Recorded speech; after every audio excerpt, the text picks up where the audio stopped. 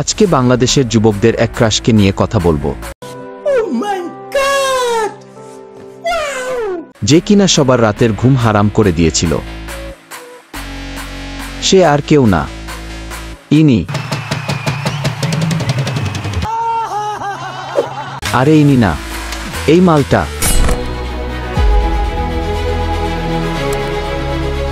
হ্যাঁ, আজকে আমাদের সব ছেলেদের ইমোশন ইয়ামাহা R15 নিয়ে কথা বলবো। 2008 সাল ইয়ামাহা R15 ভার্সন 1 আসলো। বাংলাদেশের রাস্তায় প্রথম স্পোর্টস বাইক রোল করল। 150 CC engine, liquid cooled, fuel injected, deltabox ফ্রেমের কারণে হ্যান্ডলিং ছিল অসাধারণ। এই মডেলটি স্পোর্টস বাইকের ধারণা সাধারণ মানুষের কাছে পৌঁছে দেয়।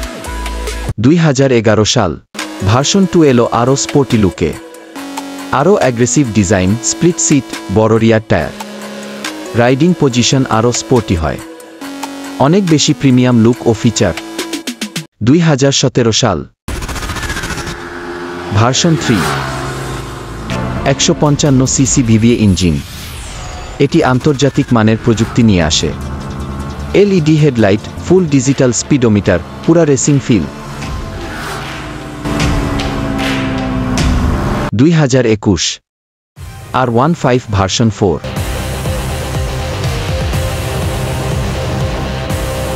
ওয়েকের অনুপ্রেরণায় design, upside down forks, traction control, quick shifter, আগের চেয়ে অনেক বেশি ফিচার প্যাকড। 2022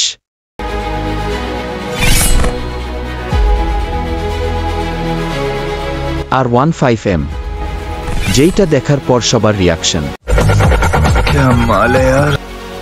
এই ভার্সনে কি নেই বলো? Quick shifter, traction control, upside down fork, Bluetooth connection, aerodynamic design. কি ভার্সন 4 আর M এর মধ্যে আপনার কোনটা ভালো লাগে তা অবশ্যই কমেন্টে জানাবেন। R15 এখন শুধু বাইক না, এটা স্টাইল, এটা স্বপ্ন, এটা ভাইব। বাংলাদেশের তরুণদের নাম্বার 1 স্পোর্টস বাইক। 15 বছরের বেশি সময় ধরে ইয়ামাহা R15ই বাংলাদেশে স্পোর্টস বাইকের রাজা। পরবর্তীতে কোনো বাইকের ভিডিও দেখতে চান তা কমেন্টে জানাবেন, আর রেভরুটকে ফলো করবেন।